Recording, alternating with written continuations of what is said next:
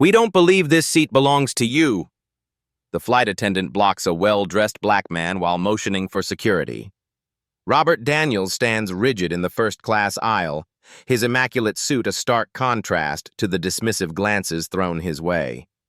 His jaw tightens visibly as he scans the cabin. The white passenger sprawled comfortably in his assigned seat doesn't even acknowledge his presence, scrolling through his phone with entitled indifference, legs stretched out occupying both the seat and extra space. Around them, other first-class passengers shift uncomfortably, some pretending to read magazines while stealing glances, others whispering behind cupped hands, a few recording discreetly with phones half hidden. "I paid for this seat," Robert states, voice measured despite the public humiliation. He extends his boarding pass with steady hands, the paper crisp between his manicured fingers. "Seat 2A is clearly printed right here." The flight attendant, Heather, barely glances at the document before pushing it away with a flick of her wrist. Her body language physically blocks Robert from advancing further into first class. "I understand, sir, but Mr. Whitman is a Platinum Elite member who needs this seat for an important business meeting. We've already upgraded you to Premium Economy at no charge." Robert glances at his watch, a limited edition Patek Philippe, then at Whitman, who finally looks up with a smirk that crinkles the corners of his eyes. Whitman adjusts himself deeper into the seat while a pre-flight champagne arrives for him. "So you're removing me from the seat I purchased because he wants it?" Heather's smile hardens as she steps closer, invading Robert's personal space. "Sir, you need to lower your voice immediately. This isn't a removal, it's a courtesy accommodation. Don't make this difficult." Robert reaches into his pocket, pulls out his phone, and says with deadly calm, "Let me make one call." Robert Daniels, 42, steps through the terminal of JFK International Airport with measured strides. His understated luxury suit, a bespoke Tom Ford in deep navy, has been chosen specifically for this important New York to Los Angeles flight. As the newly appointed CEO of Sky Global Airlines, he's headed to finalize the just-completed acquisition of Coastal Airways, the very carrier he's flying today. Only the board and top executives know about the acquisition, the public announcement scheduled for next week. The premium boarding line at Gate 32 moves efficiently. Robert observes the interactions ahead of him with the practiced eye of someone who has built a career noticing details. The flight crew greets a white executive with a warm smile and friendly, "Looking forward to having you aboard, sir," while the Asian businessman after him receives a professional nod. When Robert approaches, flight attendant Heather Reynolds, 38, scans his boarding pass with a subtle tightening of her lips. "Business or pleasure today?" she asks, her tone noticeably cooler than with previous passengers. "Business," Robert answers simply, feeling no need to elaborate. Her eyes flick over his expensive watch, then away. "Enjoy your flight." Once aboard, Robert settles into his first-class seat 2A, arranging his leather portfolio on the console beside him. He takes a brief business call, speaking in measured tones about tomorrow's announcement and transition protocols. Behind him in the boarding line, passenger James Whitman, 55, a white sales executive with thinning blonde hair and an expensive but ill-fitting suit, complains loudly to Heather. "I don't understand how I got downgraded. I'm Platinum Elite status." "I'm so sorry, Mr. Whitman," Heather sympathizes, touching his arm. "We had an overbooking situation. I'll see what I can do for you once everyone's aboard." Robert ends his call and steps to the first-class lavatory. When he returns 3 minutes later, Whitman sits in seat 2A. Robert's jacket and briefcase have been moved to the aisle, balanced precariously on an armrest. The captain's voice comes over the intercom. "Ladies and gentlemen, we're experiencing a slight departure delay.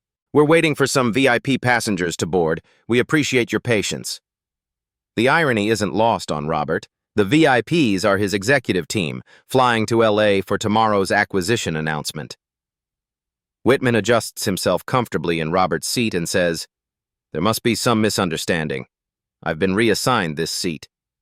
Robert stands perfectly still, one hand still resting on his displaced briefcase. Around him, the first-class cabin hums with pre-departure activity, but he feels a bubble of silence forming around this confrontation. "There's been a mistake," he says, voice modulated for calm authority. He produces his boarding pass from his pocket, holding it where Heather can clearly see the seat assignment. "This is my assigned seat, 2A. Heather barely glances at the document. Her eyes never quite meet Robert's as she responds, "Mr. Whitman is a Platinum Elite member who needs to prepare for an important meeting. We found you another seat in Premium Economy." Robert notices several passengers watching now. A woman across the aisle pretends to search for something in her bag while covertly recording with her phone. A businessman 2 rows back observes with undisguised interest. "I'm also preparing for an important meeting," Robert responds, maintaining his composure. "I specifically booked and paid for this seat." He taps the boarding pass with his index finger, emphasizing the assigned seat number. Whitman shifts in the contested seat, spreading his newspaper wider across the console. "Look, buddy, it's just a seat.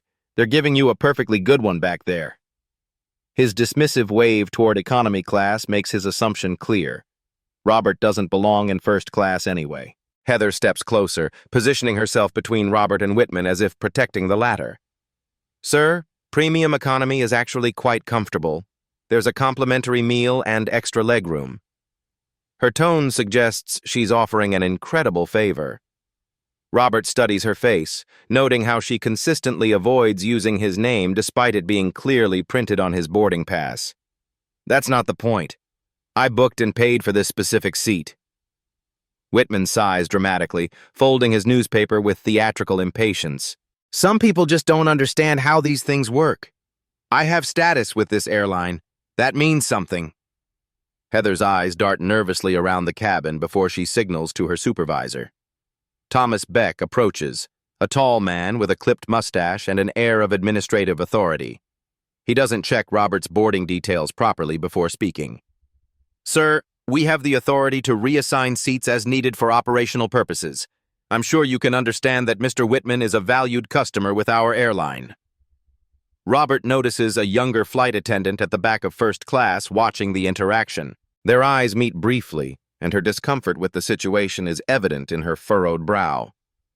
"Let me be absolutely clear," Robert says quietly.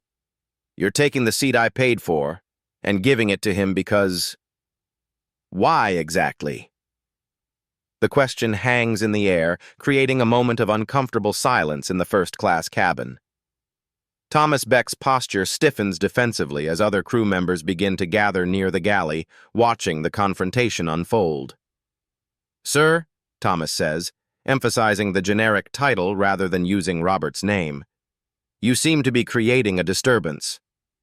His voice rises slightly, ensuring nearby passengers hear. "We've offered you a perfectly reasonable accommodation." The passengers around them react in various ways. An elderly white woman in 3B looks troubled but quickly averts her gaze when Robert glances her way. A young Asian woman across the aisle continues recording discreetly, her phone barely visible behind her magazine. A middle-aged black businessman several rows back watches with the expression of knowing resignation. He's seen this scene before. Robert remains perfectly composed, though he feels the familiar pressure building behind his temples, the physical manifestation of controlling, justified anger. He's acutely aware of the delicate calculation required. Assert his rights without being labeled difficult, aggressive, or worse. One wrong move, one raised voice, and he risks being removed from the flight entirely. "I'd like to speak with the captain," Robert states, his tone reasonable but firm. Thomas shifts, blocking the path to the cockpit. "That won't be possible. The captain is busy with pre-flight procedures." He glances meaningfully toward the back of the plane. "If you continue to delay our departure, we'll have to involve airport security." From seat 2A, Robert's seat, Whitman interjects. "Some people just don't know how to behave in these situations." He doesn't address Robert directly, speaking instead to the cabin at large as if providing commentary on a nature documentary. The public dimension of this humiliation isn't lost on Robert. Every eye in first class witnesses this ritual of displacement, a successful black man being shown his place. The historical weight of the moment presses down on him. "I'll need my briefcase from the overhead compartment," Robert says, making his decision. Thomas reaches for the overhead bin. "I'll get that for you." "I'll get it myself, thank you." The small assertion of control feels necessary, a minor reclamation of dignity in a situation designed to strip it away. As Robert retrieves his briefcase, Heather appears beside him with a bright, performative smile. "Let me show you to your new seat," she announces loudly. "You're going to love premium economy. It's one of our newest cabin upgrades." Her voice carries throughout the cabin as she escorts Robert past rows of watching eyes. The theatrical nature of her enthusiasm makes the humiliation complete. She's staging his demotion as public spectacle, ensuring everyone understands what's happening. In premium economy, Robert is seated next to an elderly couple who shift uncomfortably as he arrives. He catches snippets of their whispered exchange. "Must have been a problem." And, "These upgrades are never really free." From his new seat, Robert has a clear view of first class. Whitman accepts a pre-departure champagne from Heather, who provides attentive service with frequent smiles. Occasionally, both glance back toward premium economy, checking whether Robert is watching his seat being enjoyed by someone else. "Excuse me," Robert says to the flight attendant serving premium economy. "Could I have your name and employee number, please?" "Of course, sir. I'm Alicia Torres, employee number AT45721. The flight attendant serving premium economy responds without hesitation, maintaining eye contact. Unlike the others, her professionalism seems genuine rather than performative. "Is there something specific I can help you with?" "Thank you, Alicia." Robert notes her information in his phone, his movements deliberate and unhurried. "That's all I need for now." Around him, the premium economy cabin settles into pre-departure routines. The elderly couple beside him exchange concerned glances, clearly assuming they're sitting next to a disgruntled passenger about to file a complaint. What they don't realize, what no one on this plane realizes, is that Robert isn't documenting a personal grievance. He's conducting an impromptu audit of the airline his company has just acquired. Robert's fingers move swiftly across his phone screen. To casual observers, he appears to be texting in frustrated resignation. In reality, he's sending a precisely worded message to Sky Global's chief operating officer. "Prepare for emergency acquisition acceleration. Coastal Airways quality control test failed spectacularly. Documentation to follow. Initiate Protocol 5. His father's voice echoes in his mind, wisdom imparted during childhood walks through their neighborhood in Chicago. "Some battles aren't worth fighting in the moment," his father would say, having navigated corporate America decades before Robert. "Sometimes the best revenge is letting people hang themselves with their own rope. Just make sure you're there to witness it, document it, and use it when the time is right." Robert studies the cabin crew's movements with clinical detachment. Every interaction, every micro-expression, every procedural deviation becomes a note in his detailed mental record. This isn't personal anymore. It's professional. He isn't just a passenger being mistreated. He's the CEO of Sky Global Airlines witnessing fundamental failures in the company he's acquiring. The captain's voice crackles over the intercom. "Flight attendants, prepare for departure." Robert makes a quick call that appears casual but carries immense significance. His tone gives nothing away as he speaks in corporate shorthand. "This is Daniels. Initiate immediate quality control intervention. Code Black." He pauses, listening. "Yes. Full system suspension pending leadership review. Effective immediately." Another pause. "No exceptions. I take full responsibility." In first class, Whitman leans toward his seatmate, a businesswoman who seems uninterested in conversation. "You know, these airlines always take care of their important customers." His voice carries deliberately. "It's all about how you handle yourself." He glances back toward premium economy, making sure Robert notices his comfort. Heather continues providing Whitman exceptional service, refreshing his drink, offering a warm towel, adjusting his seat setting. The preferential treatment is blatant, performed almost as theater. Robert notices Alicia watching these interactions from the galley. When she returns to premium economy with pre-departure beverages, there's an unspoken acknowledgement between them. She recognizes the inappropriate nature of what's happening, but is powerless to intervene in her colleague's behavior. The plane begins taxiing. Robert closes his eyes briefly, not in resignation, but in calculation. He's formulating a comprehensive response that will address not just his personal humiliation, but the systemic failures it represents. As the plane reaches the runway, the engines suddenly power down and the captain announces, "Ladies and gentlemen, I've just received instructions to return to the gate immediately." A wave of confused murmurs ripples through the cabin. Passengers exchange puzzled glances as the aircraft slowly turns, abandoning its position in the takeoff queue. "This is your captain speaking," the voice continues, strain evident despite professional detachment. "We're experiencing an operational delay. All passengers must remain seated with seatbelts fastened while we return to the gate." In first class, Whitman's satisfaction crumbles into annoyance. He checks his watch repeatedly, then signals for Heather's attention. "What's going on? I have a connection to make." Heather and Thomas huddle near the galley, their whispered conversation growing increasingly urgent. Thomas pulls out his phone, frowns at the screen, then shows it to Heather. The color drains from her face as she scrolls through whatever message he's received. In premium economy, Robert remains perfectly still, continuing to document every reaction and exchange. His expression reveals nothing, but beneath his composed exterior lies precise calculation. Each minute of delay costs the airline thousands of dollars. Each frustrated passenger represents potential lost future revenue.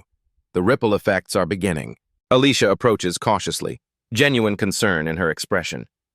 "Sir, is everything all right?" Robert meets her gaze with a measured smile. Everything is proceeding exactly as it should. His cryptic response leaves her momentarily puzzled. Outside the windows, ground crew members rush toward the returning aircraft with unusual urgency. The plane docks at the gate with a slight bump. Passengers immediately reach for phones, checking connections and sending messages about the delay. The cabin door opens.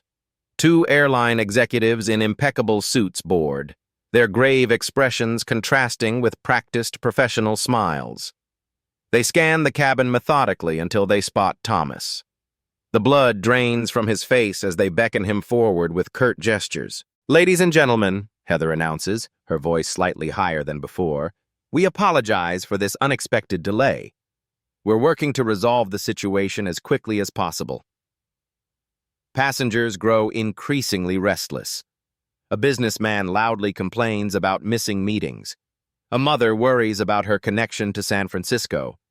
The cabin temperature seems to rise with collective anxiety. Heather attempts damage control, offering complimentary drinks while avoiding eye contact with Robert. Her movements grow increasingly erratic as she checks her phone between serving passengers. On his own device, Robert receives confirmation of his order's execution. All Coastal Airways flights nationwide have been grounded pending a critical safety review. The message includes a real-time map showing dozens of aircraft returning to gates across the country. News alerts begin appearing on passengers' phones. A man 3 rows behind Robert reads aloud, "Breaking! Coastal Airways grounds entire fleet for unspecified operational review." Whitman, growing visibly agitated, flags down Heather again. "This is unacceptable," he states loudly. "Do you know who I am? I've been flying this airline for 15 years. His formerly confident demeanor cracks as he gestures emphatically. "My meeting in Los Angeles is worth millions to my company." Heather, distracted and clearly nervous, merely nods. "We're doing everything we can, Mr. Whitman." The captain's voice returns, strained. "All passengers will need to deplane immediately. This flight has been canceled." Chaos erupts throughout the cabin. Passengers surge to their feet despite flight attendants' pleas to remain seated. The orderly environment of moments ago dissolves into a cacophony of complaints, questions, and demands. What do you mean canceled? Is there another flight? Who's responsible for this? As Robert calmly gathers his belongings, his phone buzzes with notifications. News alerts flood in. Breaking. All Coastal Airways flights grounded nationwide, and mysterious operational shutdown strands thousands.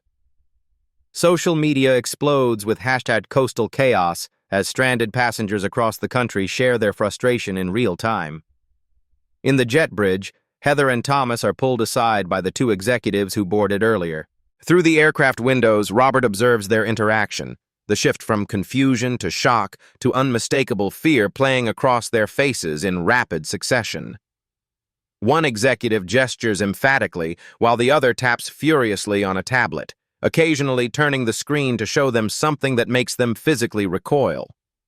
Whitman pushes his way through the crowd of disembarking passengers, his earlier entitlement transformed into panic. "Move!" he barks at an elderly woman who doesn't step aside quickly enough. He frantically checks his phone, scrolling through alerts. This is going to ruin everything. Who's responsible for this disaster? The terminal gate area transforms into a scene of mounting disorder. Departure screens flicker as flight after flight changes from on time to delayed to canceled. Gate agents are overwhelmed by the surge of confused passengers. An airport manager arrives, his face tight with stress as he speaks urgently into a headset. Two younger gate agents whisper behind their computer monitors. They're saying it's coming from the top, one murmurs. Complete operational shutdown. Never seen anything like it. Robert walks through the terminal with unhurried confidence, a calm center in the storm he's created. He observes the escalating situation with clinical detachment. The frantic calls being made by airline staff, the growing crowds at customer service counters, the security personnel beginning to position themselves throughout the terminal. He passes Whitman arguing with a gate agent, his face flushed with anger. "I demand to speak to whoever's in charge. Do you know how much business you're losing right now?" The young gate agent looks overwhelmed and close to tears. On the terminal televisions, news channels have picked up the story. A headline crawls across the bottom of the screen. Unprecedented. Major airline grounds entire fleet without warning. Stock plummeting. Security personnel appear in increasing numbers throughout the terminal, not to manage passengers, but to escort certain staff members. Robert spots Thomas being led away by two men in dark suits, his expression stunned and disoriented. Near the customer service desk, Robert overhears a supervisor on the phone. "I don't know what's happening." The orders came directly from corporate. Something about immediate quality control intervention. They're saying all operations are suspended indefinitely. As Robert walks toward the airport lounge, his phone rings, the chairman of Sky Global's board.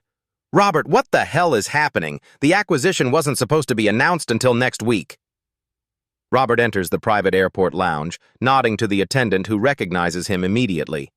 He selects a secluded corner with a view of the chaotic terminal below. "Charles," he answers, voice steady. "The timeline needed acceleration." The chairman's voice crackles with barely contained panic. "Robert, we're getting calls from the FAA, from shareholders, from the media. This is creating market chaos. Coastal stock is in free fall." "Consider this an emergency quality audit," Robert explains, his tone measured as he watches the scene unfold beyond the glass. The results were unacceptable. He forwards the videos and notes he's collected in the past hour. "Review this immediately." A moment of silence follows as the chairman processes the documentation. "Jesus Christ," he finally mutters. "But grounding the entire airline? The financial implications will be substantial." Robert completes the thought. "And necessary. This isn't just about one incident. It's about a culture that needs immediate intervention." Meanwhile, Coastal Airways' crisis management team assembles in their Manhattan headquarters. Executives stare at wall-mounted monitors showing grounded planes and terminal chaos at airports nationwide. The CEO, Bradley Wilson, pounds the conference table. "Who authorized this shutdown? We're losing millions by the minute." His face reddens as assistants deliver increasingly dire reports. "Get me answers now." Back at the airport, Local news crews arrive, setting up cameras at terminal entrances. A reporter speaks urgently into a microphone. We're live at JFK, where all Coastal Airways flights have been mysteriously grounded. Speculation ranges from terrorism concerns to technical failures to financial collapse. In a private room near the gate, Heather sits rigid in a chair, hands clasped tightly in her lap. Two corporate representatives review footage on a tablet, security camera recordings showing her interaction with Robert. Her confident demeanor has evaporated completely. Security has confiscated her phone, and through the glass partition, she watches colleagues whisper, occasionally glancing her way. Whitman, unable to book another flight, corners a customer service manager. "This is outrageous! I'll never fly this airline again!" His face flushes with indignation as he waves his Platinum Elite card. "Do you know how much money I spend with Coastal every year?" The manager, now aware something unprecedented is unfolding, responds with cool detachment. "That might be mutual, sir." She turns away, leaving Whitman sputtering. Throughout the terminal, other Coastal Airways employees who witnessed Robert's treatment but remained silent now exchange worried glances. A culture of complicity suddenly feels dangerous rather than comfortable. Alicia Torres is interviewed by airline officials in a small office. Unlike her colleagues, she speaks freely, recounting exactly what she observed. "It was wrong," she states simply. "The passenger was treated differently because of how he looked. I've seen it happen before, but never this blatantly." Robert receives updates from Sky Global executives now en route to Coastal's headquarters. The acquisition timeline has accelerated dramatically. What was planned as a gradual 6-month transition will now be an emergency takeover completed within days. His phone lights up with a message from Sky Global's PR director. "Press statement ready for your approval. When do we announce?" Robert types a single word. "Now." A news alert flashes across airport screens. Breaking: Sky Global Airlines confirms emergency acquisition of troubled Coastal Airways. The airport falls into momentary silence as the news breaks. On screens throughout the terminal, the announcement appears with startling finality. Beneath the headline flashes Robert's executive portrait with a caption, "Sky Global CEO Robert Daniels to address Coastal Airways operational crisis." The silence breaks into a wave of exclamations, questions, and the distinctive sound of hundreds of phones capturing photos of the screens. Passengers cluster beneath monitors, pointing and discussing the implications. Some look up Robert Daniels on their phones, eyes widening as they make the connection. Whitman stands frozen mid-complaint at the customer service desk, staring at the nearest screen. The color drains from his face as recognition dawns. His mouth opens and closes without producing sound. Other passengers who witnessed the earlier confrontation begin pointing toward him, whispers spreading rapidly. "That's the guy. The one who took his seat." They had no idea who he was. In the private airport lounge, Robert prepares methodically for an impromptu press conference. Sky Global's PR team arrives, along with legal counsel who review the documented discrimination while formulating a strategic response. "The acquisition was planned for next week," Robert explains to his assembled team. "We had intended a gradual integration with minimal disruption, but today revealed cultural issues that require immediate intervention." He reviews talking points on a tablet, occasionally refining language. "This isn't about me personally. Make that absolutely clear. This is about systemic failures that compromise our core values." Heather, still being questioned in a private room, sees the news on a wall-mounted monitor. Her face crumples in horrified realization. She collapses into a chair, finally understanding the magnitude of her actions. The Coastal Airways HR director across from her watches her reaction with grim resignation. "You removed the CEO of the company that now owns us from his rightful seat," he summarizes flatly. "And you did it in a way that suggests clear bias." Elsewhere in the terminal, Thomas receives formal notice that his employment has been terminated, effective immediately. As security escorts him from the building, he passes screens displaying Robert's face and Sky Global's logo. Each monitor serves as a reminder of his catastrophic misjudgment. Financial impact is immediate and severe. Coastal Airways stock plummets 28% in 20 minutes as investors react to both the chaotic takeover and the emerging discrimination scandal. Trading is temporarily halted to prevent further freefall. Financial analysts speculate wildly about the situation, with early reports suggesting multiple passengers have already uploaded videos of the incident. "This could be the most expensive seat reassignment in aviation history," comments a CNBC analyst. At the gate where it all began, passengers from the canceled flight recognize Robert from the news alerts. They point, whisper, and capture photos as he confers with his team. The power dynamic has inverted completely. The man who was publicly humiliated now controls the fate of everyone involved. Whitman attempts to leave quietly, pulling his carry-on with hunched shoulders. A security officer intercepts him near the terminal exit. "Mr. Whitman, Mr. Daniels has requested a brief word with you before you depart." Whitman follows with visible reluctance, led to a private conference room where Robert sits reviewing documents. The difference between them is stark. Robert radiates calm authority while Whitman's earlier arrogance has vanished completely. "Mr. Whitman," Robert says without looking up immediately. "Please sit."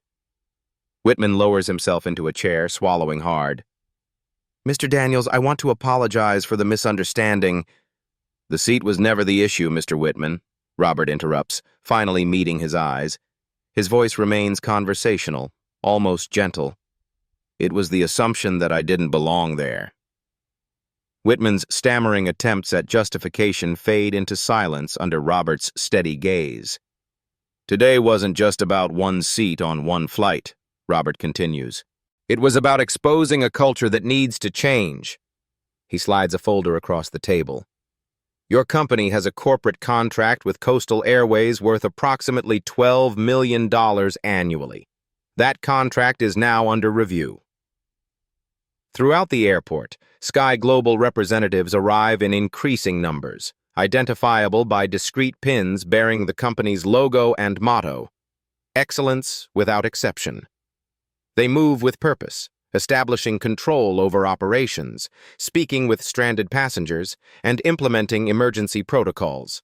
At the hastily arranged press conference, a reporter asks, "Mr. Daniels, was grounding an entire airline an appropriate response to what some might call a minor customer service issue?" Robert stands at the podium, cameras flashing in a constant rhythm.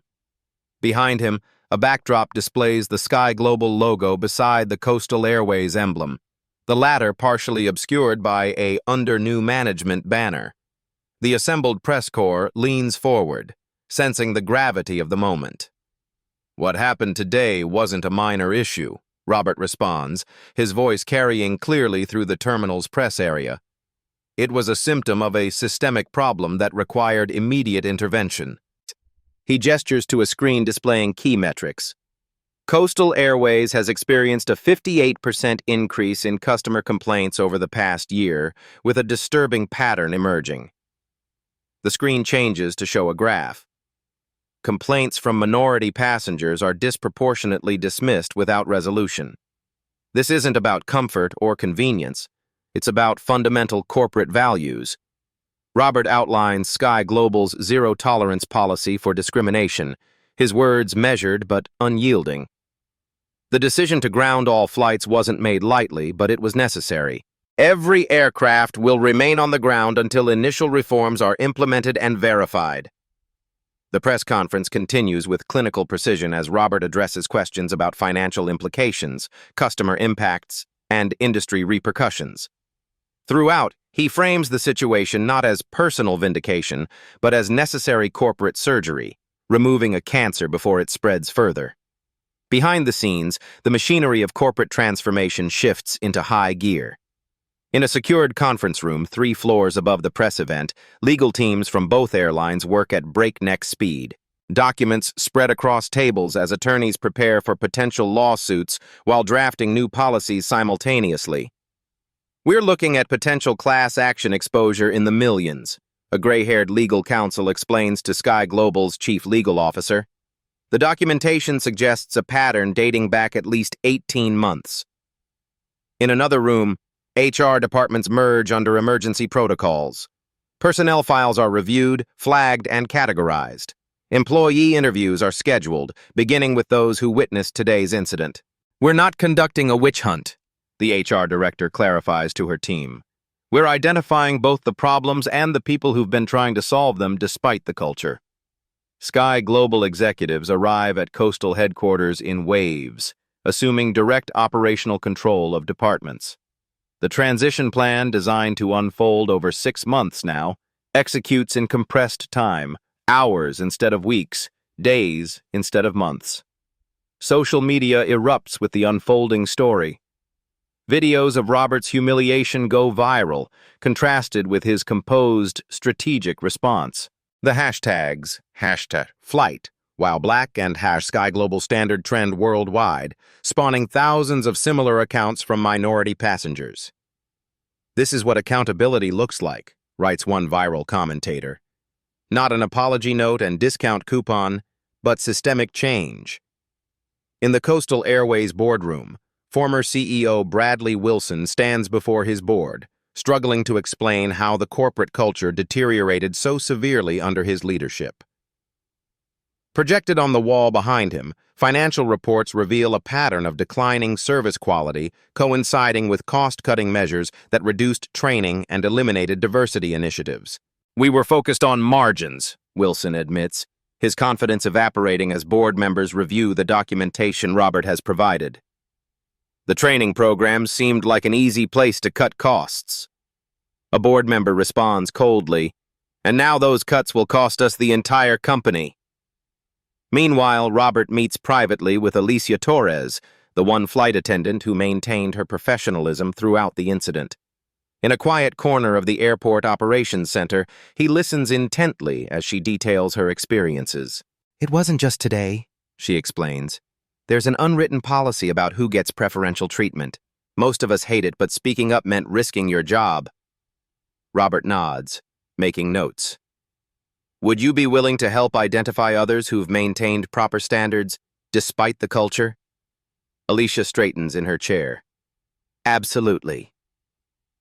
By evening, class action lawyers have begun contacting minority passengers who reported previous discriminatory experiences on coastal flights. Legal experts appearing on news programs estimate potential settlements in the millions, citing the clear evidence and pattern of behavior. Whitman's company issues a public statement distancing itself from his actions. "The behavior described does not reflect our corporate values. We are conducting an internal review of the incident." His sales meeting in Los Angeles is canceled by clients unwilling to be associated with the controversy. News outlets bombard him with interview requests, which he desperately avoids, checking into an airport hotel under a different name. Corporate clients review their contracts with both airlines. Several major companies issue statements supporting Sky Global's decisive action, with some publicly pledging to shift their business to support the new inclusive policies. Competitors scramble to audit their own service standards, suddenly aware of their vulnerability to similar exposures. The Federal Aviation Administration and Department of Transportation announce a joint industry-wide review of customer service training, with specific focus on implicit bias.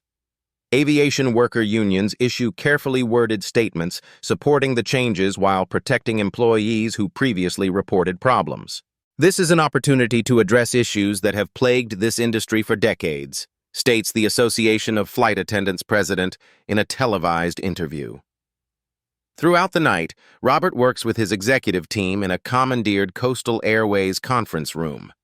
The comprehensive restructuring plan grows on digital whiteboards as experts cycle through, addressing specific aspects of the transformation.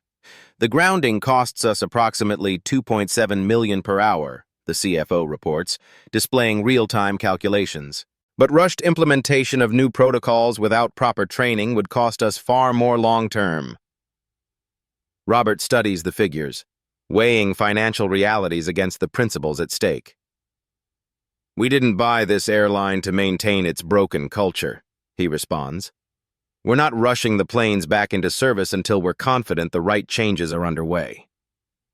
As dawn breaks over New York, Robert stands at the window of the conference room, watching aircraft sitting idle at gates across the tarmac.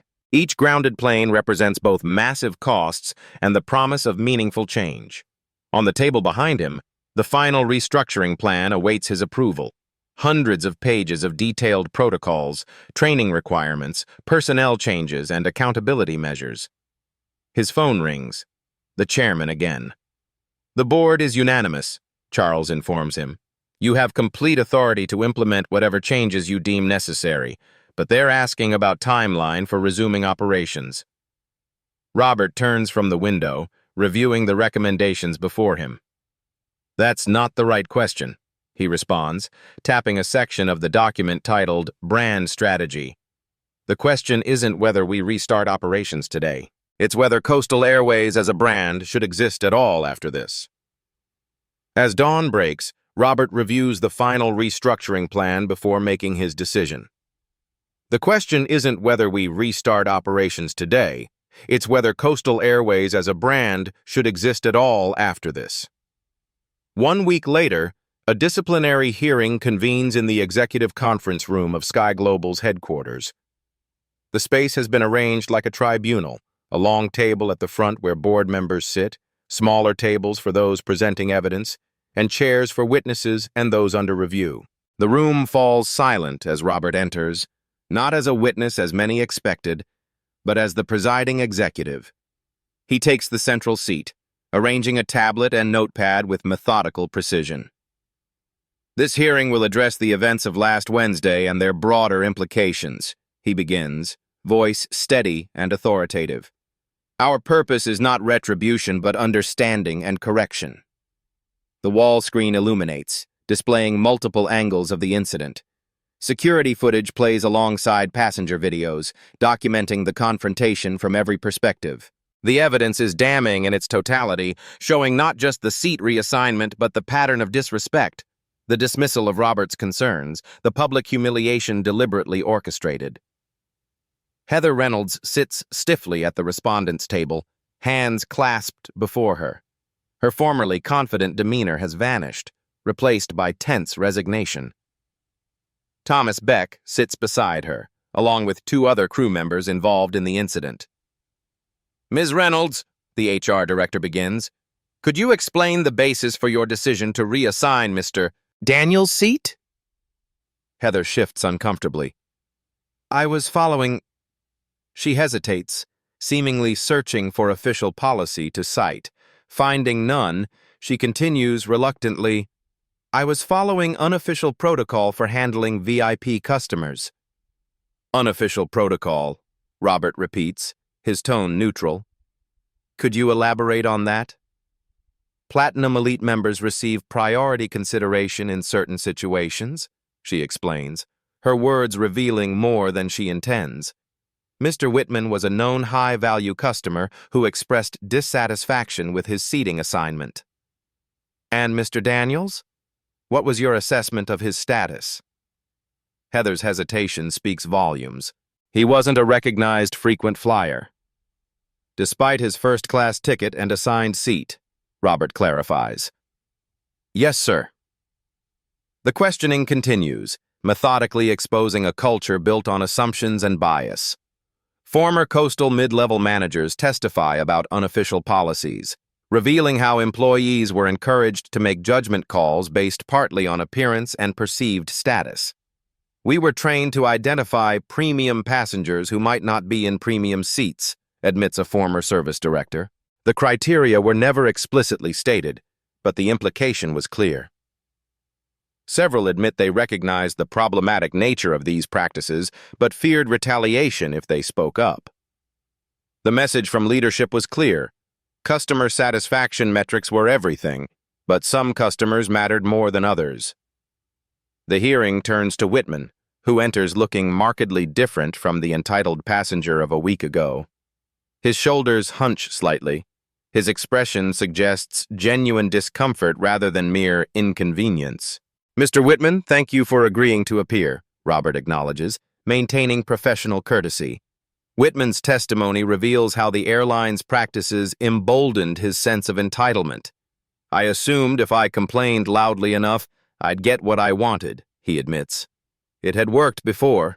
The system made it easy to believe I deserved special treatment. He turns toward Robert. I was wrong, he states plainly.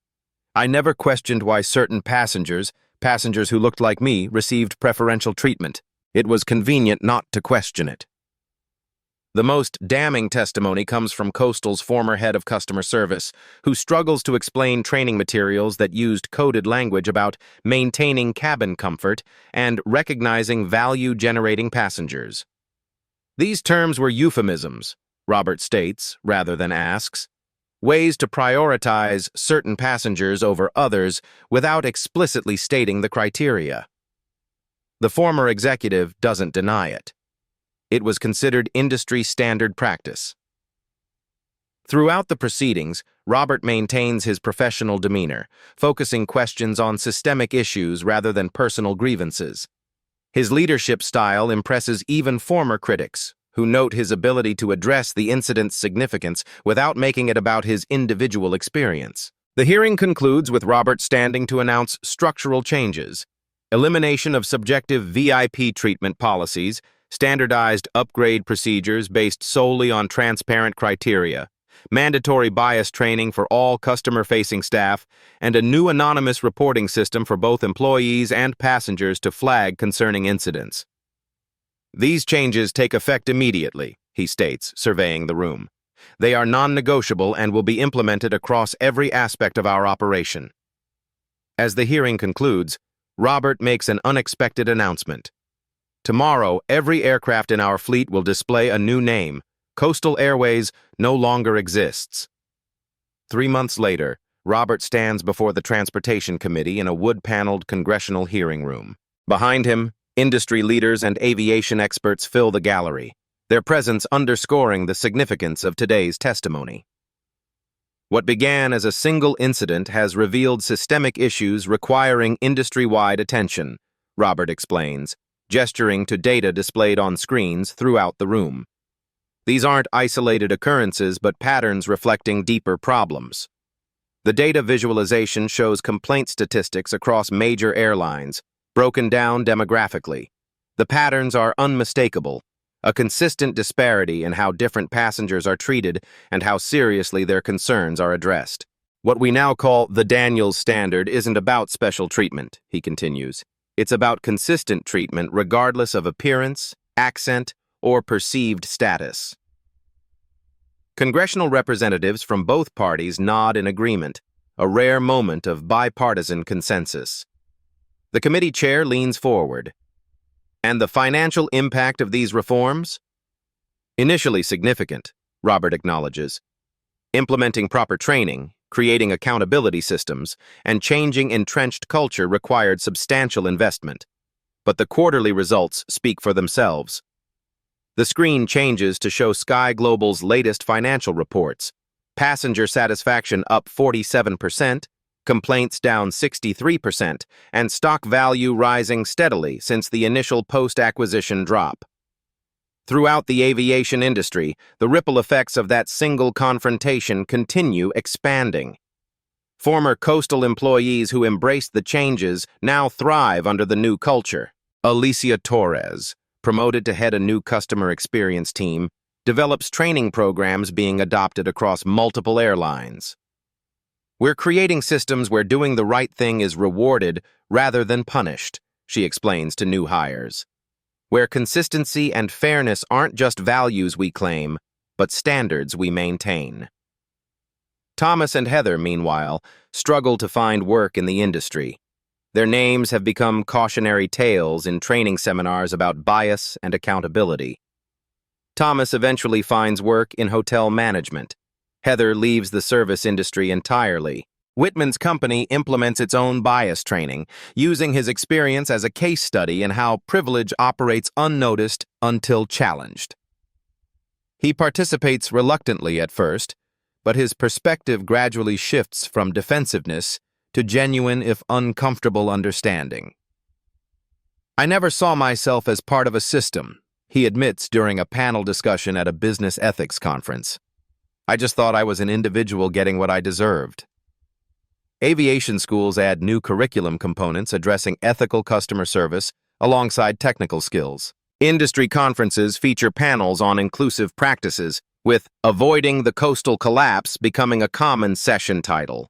Competitors scramble to implement their own versions of the Daniels Standard, eager to avoid becoming the next coastal. Sky Global's stock continues rising as the company's principled stand attracts both customers and investors looking for socially responsible business practices. Business schools begin teaching the coastal acquisition as a case study in values-driven leadership that enhances, rather than compromises, profitability. Robert receives recognition from civil rights organizations, but consistently deflects personal praise. This wasn't about one person's experience, he explains when accepting an industry leadership award. It was about changing a system that failed too many for too long. At an industry leadership summit, the moderator asks Robert, looking back, would you make that same call again, grounding an entire airline over one incident? 1 year later, Robert settles into seat 2A on a Sky Global flight from New York to Los Angeles. The airline now leads the industry in both customer satisfaction and profitability.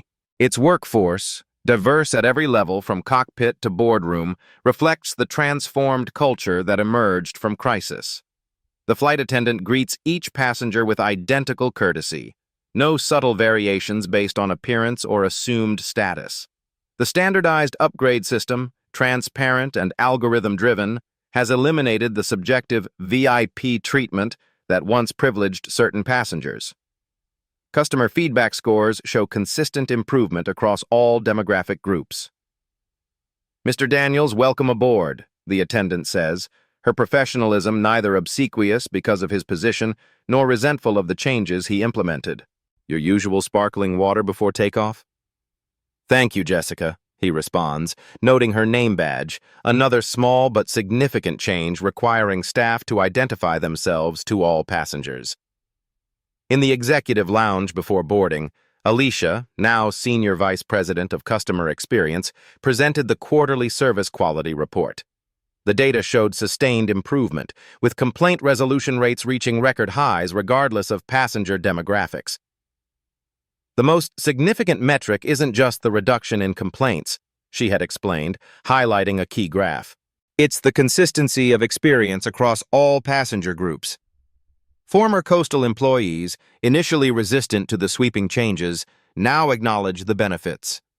The old ways seemed easier, a veteran flight attendant admitted during a recent training session. But this is better, clearer expectations, less second-guessing, fewer conflicts. Robert opens the industry magazine from the seat pocket. The cover features his photograph beside the headline, How One CEO's Stand Against Discrimination Transformed Aviation. The article details not just the moral imperative behind the changes, but the economic benefits, reduced complaints, increased customer loyalty, and improved employee retention. What began as a principled stand has proven remarkably good business, the article concludes. Sky Global's market capitalization has increased 34% since implementing the Daniels Standard. A smaller sidebar mentions Whitman, now working for a diversity consulting firm. His presentation to corporate clients uses his own failure as a teaching moment, an unexpected career pivot born from public humiliation. The transformation seems genuine if incomplete, the journey from entitlement to awareness ongoing rather than finished. As the plane reaches cruising altitude, Robert gazes out the window at the continent unfolding below. In airports across that landscape, displays commemorate the anniversary of the acquisition and subsequent reforms. Passengers pause to read about the incident that changed airline service standards nationwide, some old enough to remember it unfolding in real time, others learning about it for the first time. He thinks of his father, who taught him to choose battles strategically and to understand that sometimes the greater victory comes not from immediate confrontation, but from systematic response. The momentary humiliation in that first-class cabin ultimately led to meaning, full change far beyond one seat on one flight. The flight attendant offers a selection of meals, the same options presented to every passenger in the same manner with the same courtesy. No subtle cues about who deserves more attention or better service. No assumptions about who belongs where. This, Robert reflects, is the true measure of progress. Not special treatment for those previously marginalized, but consistent treatment for everyone regardless of appearance or background. If you're ready to move beyond outrage to strategic action, subscribe to Beat Stories now. Hit that notification bell to never miss our weekly blueprints for turning discrimination on its head. And if this approach resonates with you, give this video a like to help others find these strategies too. Remember, the most satisfying response to disrespect isn't just proving them wrong. It's changing the game entirely, so no one faces that same situation again.